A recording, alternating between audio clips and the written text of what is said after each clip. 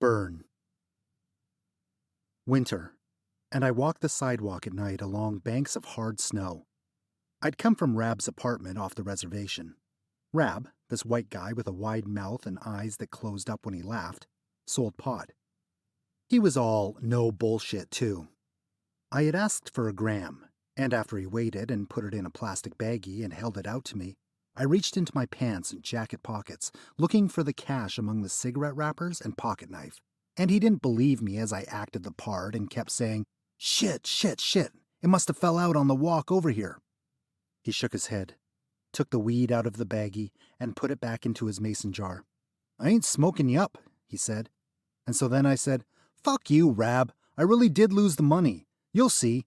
Watch when I come back here in 30 minutes with the money I dropped. You'll feel stupid then." He shrugged a "sorry, man," and I slammed his door shut as I left. At the bridge to the reservation, the river was still frozen, ice shining white-blue under a full moon. The sidewalk on the bridge hadn't been shoveled since the last nor'easter crapped snow in November, and I walked in the boot prints everyone made who walked the walk to Overtown to get pot or catch the bus to wherever it was us Skeejans had to go, which wasn't anywhere because everything we needed, except pot, was on the res.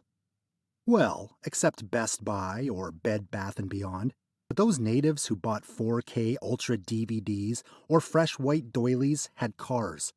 Wouldn't be taking the bus like me or Fellis did each day to the methadone clinic. That was another thing the res didn't have, a methadone clinic. But we had sacred grounds where sweats and peyote ceremonies happened once a month. Except, since I had chosen to take methadone, I was ineligible to participate in native spiritual practice, according to the doc on the res. Natives damning natives. The roads on the res were quiet, trees bending under the weight of snow, and when I passed the frozen swamp, a voice moaned out. I stopped walking. Nothing. So I kept on going on the sparkling road until I heard it again. "Who's that?" I yelled. The moan came again. It was a man, somewhere in the swamp. I got closer, listening. There it was, a low and breathy noise, and with my cold ear I followed it. The swamp was frozen solid, the snow blown in piles, and so I slid over the ice, looking for the source of the noise. Moonlight through bare tree limbs lit the swamp, and caught among the tree stumps and solid snow was a person sprawled out on the ground. He was trying to sit up, but kept falling back, like he'd just done 1,000 crunches and was too sore to do just one more. It was Fellis. "Fellis?" I said, standing over him. He tried to sit up, but something pulled him back down. "Fuck you," Fellis said. "Help me." He groaned, shivered. He didn't say how to help him, so I had to squat down to get a better look. I flicked my lighter and his purple lip quivered. "Hurry," he said. "Fellis, I can't help you if I don't know what's the matter with you." "My hair," he said. I looked at it with the lighter's flame. "Holy," I said, and I laughed. Instead of the tight braid that shined, Fellis's hair had come undone, and it was frozen into the snow. "Get me out, D," he said. "D, get me out." At first I tried to pull the hair out from the snow, tried to chip the snow away, but his hair wouldn't come loose, so I yanked, and Fellis screamed. "Lift your head up," I said. I opened my pocket knife, and at the click of the blade, Fellis spoke. Wait, he said. "Don't cut it." "What do you want me to do?" "Tell the ice to let go?" Fellis spit. "Go to my house and get boiling water." I closed the pocket knife. "Fellis, by the time I got back here, the water would be chilled." He was quiet, as if something walked around or among us. The ice cracked and echoed somewhere in the swamp. The moon shone bright, and I looked. There was nobody but us. "I have to cut it," I said. "You ain't getting out if I don't." Fellis asked if I had a cigarette, and when I told him no, he cursed. "Fucking bullshit. Fucking goddamn winter. What the fuck?" I laughed. "It ain't funny, D." "Look," I said. "You want me to cut my braid too?" Fellis took a deep breath, and he coughed and gagged. "No," he said. "Just cut it. I gotta get home. I'm sick." I opened the pocket knife again. grabbed his hair in a fistful, and cut. When I got through the last bit of hair, Fellis rolled over and away from where he'd been stuck. He rubbed his head like he just woke up. I helped him stand, and we slipped all over the ice on our way out of the swamp.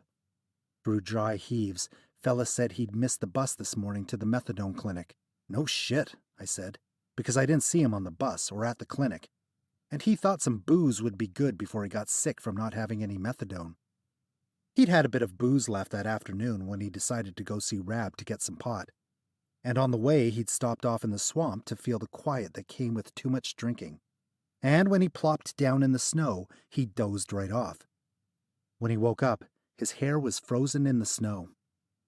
I got him to his mom's, Beth's, where he still lived. He walked fine by himself to the door, but I walked with him up the steps. I never thought I'd scalp a fellow tribal member, I said. Fuck off, he said. He fumbled in his pocket for his house key.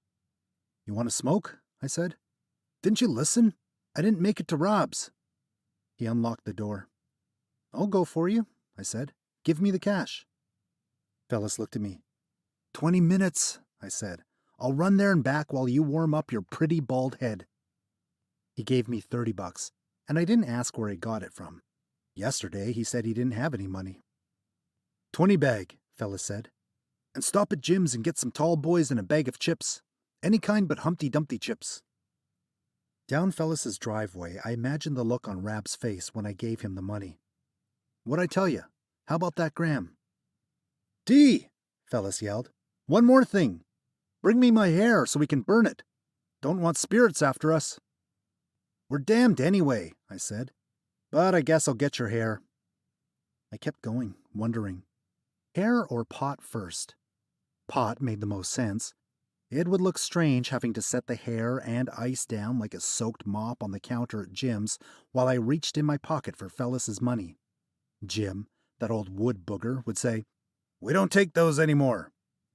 I'd look him square in his sagging face and say, I ain't trading no hair, you old fucker.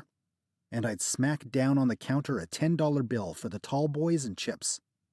With the change jingling in my pocket, I'd walk to Rab's, and he'd say, Get that hair out of here, it's dripping on my floor. And I'd have to plop the hair on the muddy white floor in the hallway while Rab reweighed the same nugs he'd weighed for me earlier. No, I'd grab Fellis's hair from the swamp on my way home.